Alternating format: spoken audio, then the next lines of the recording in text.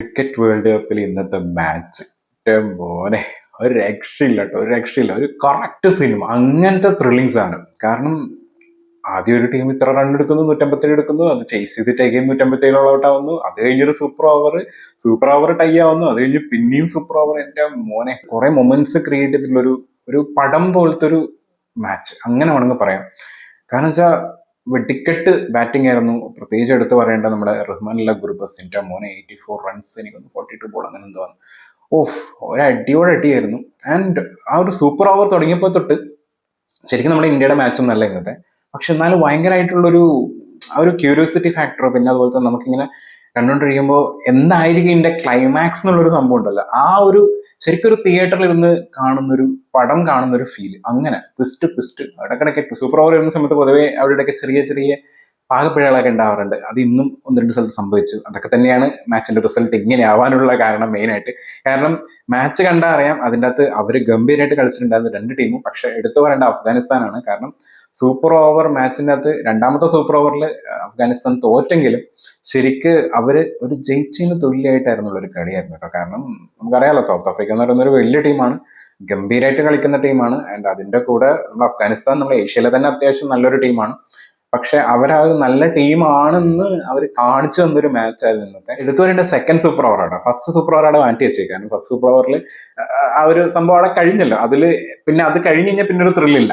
അപ്പോൾ അത് again tie ആയപ്പം ത്രില്ല് വരുന്ന സെക്കൻഡ് സൂപ്പർ ഓവർ കാണാൻ വേണ്ടി. ഫസ്റ്റ് സൂപ്പർ ഓവറിൽ സ്റ്റെപ്സ് ഓൾറെഡി അടിച്ചു തുടങ്ങിയെടുത്തുനിന്നാണ് സെക്കൻഡ് സൂപ്പർ ഓവറിലോട്ട് ഏകദേശം ആള് ഫസ്റ്റ് തന്നെ ബാറ്റ് ചെയ്തത്. ലാസ്റ്റത്തെ ഒരു ബോളിൽ എന്തോ ഫസ്റ്റത്തെ സൂപ്പർ ഓവറിൽ ലാസ്റ്റ് ഒരു ബോളിൽ എനിക്ക് തോന്നുന്നു 7 റണ്ണാറ്റം വേണമായിരുന്നു. അപ്പൊ ലാസ്റ്റ് ബോളിൽ 6 അടിച്ച ആൾ ഓൾറെഡി ഒരു മൊമെന്റത്തിലോട്ട് കയറിയിട്ടുണ്ടായിരുന്നു. അത് കഴിഞ്ഞ് പിന്നത്തെ സൂപ്പർ ഓവറിൽ തുടങ്ങിയപ്പോൾ തൊട്ട് അടിയായിരുന്നു.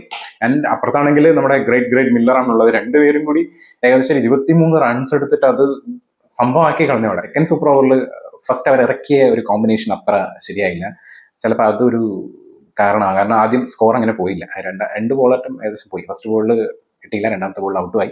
അപ്പോഴാണ് നമ്മളെ ദ റിയൽ എൻട്രി വരുന്നത്. നമ്മുടെ ഗുർബാസ് വന്നിട്ട് ഏറ്റവും മോനെ ആ ഒരു 3 ബോളിൽ 3 സിക്സ്, നല്ല കിണ്ണം കാച്ചി അല്ലെങ്കിൽ വില പറഞ്ഞിട്ടുള്ള പോലത്തെ ഗംഭീര 3 സിക്സ്. അതും കേശവ മഹാരാജിന് 3 സിക്സ് അടിച്ചിട്ട് ശരിക്ക് നമ്മൾക്ക് കാണുന്ന സമയത്ത് ആ ഒരു ആങ്സൈറ്റി കയറി വരില്ല. ആ ഒരു ഫീൽ ഗംഭീരമായിട്ട് കിട്ടിയിട്ടുണ്ടായിരുന്നു.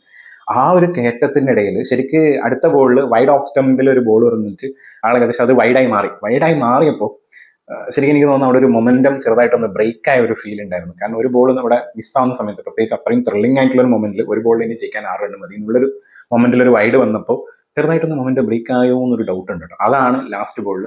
ആൻഡ് കേശവ മഹാരാജിന് മനസ്സിലായി ഇവിടെ ബോൾ എറിഞ്ഞിട്ട് കാര്യമില്ല, ആൾക്ക് വൈഡ് ഓഫ് സ്റ്റമ്പിൽ പിന്നെയും എറിഞ്ഞു കഴിഞ്ഞാൽ ചിലപ്പോൾ വർക്കാവാം. നമ്മളെ ഹർഷദീപ് സിംഗ് അറിയാമല്ലോ, നമ്മൾ ഇന്ത്യയുടെ എപ്പോഴും വൈഡ് ഓഫ് സ്റ്റമ്പ് ലാസ്റ്റ് മൊമെന്റിൽ എറിയുന്ന ആളാണ്. അപ്പോൾ അതേപോലത്തെ ഒരു ബോളാണ് ആൾ എറിഞ്ഞത്. ആൻഡ് ആ ഒരു ബോൾ ലാസ്റ്റ് വൈഡ് ഓഫ് സ്റ്റമ്പിൽ തന്നെ എറിഞ്ഞ സമയത്ത് അത് ക്യാച്ച് ആയിട്ട് പോയി. പക്ഷേ ഈ മാച്ച് എന്ന് പറയുന്നത് സൗത്ത് ആഫ്രിക്ക വിൻ ചെയ്തു ആൻഡ് അഫ്ഗാനിസ്ഥാനും വിൻ ചെയ്തു, അങ്ങനെ വേണം പറയാം. കാരണം സൗത്ത് ആഫ്രിക്ക വിൻ ചെയ്തത് റിയൽ ആണ്, അഫ്ഗാനിസ്ഥാൻ വിൻ ചെയ്തത് നമ്മുടെയൊക്കെ മനസ്സിലാണ്, അങ്ങനെ വേണം പറയാം. ആൻഡ് റഹ്മാനുള്ള ഗുർബാസ് ഒന്നും പറയാനില്ല. What A player, what A match, what A player. And even അവിടുത്തെ ഇംഗ്ലി ബോളർ 3 വിക്കറ്റ് എടുത്തിട്ടുണ്ടായിരുന്നു. നല്ല എക്കണോമി പിടിച്ചുകൊണ്ട് തന്നെ ഒരു വിക്കറ്റ് എടുത്തത് പൊളിയായിരുന്നു. പിന്നെ അതുപോലെ തന്നെ റൺഔട്ട്, അങ്ങനെയുള്ള കുറേ സംഭവങ്ങൾ ഒരുമിച്ച് നടന്നിട്ടുള്ള ഒരു ത്രില്ലർ മാച്ച് എന്ന് പറയും. ത്രില്ലർ മാച്ച്, എണ്ണം കാഴ്ചയ മാച്ച്.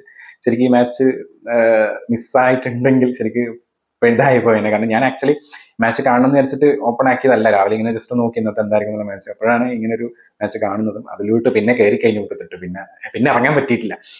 ഇറങ്ങാൻ തോന്നുന്നുണ്ടായിരുന്നില്ല. അങ്ങനെയാണല്ലോ ചില നല്ല മൂവീസ് ഒക്കെ കാണുന്ന സമയത്ത് നമുക്ക് ഇഷ്ടപ്പെട്ട് കഴിഞ്ഞാൽ പിന്നെ നമുക്ക് നിർത്താൻ തോന്നുന്നില്ല. അതുപോലത്തെ ഒരു സിറ്റുവേഷൻ ആയിരുന്നു.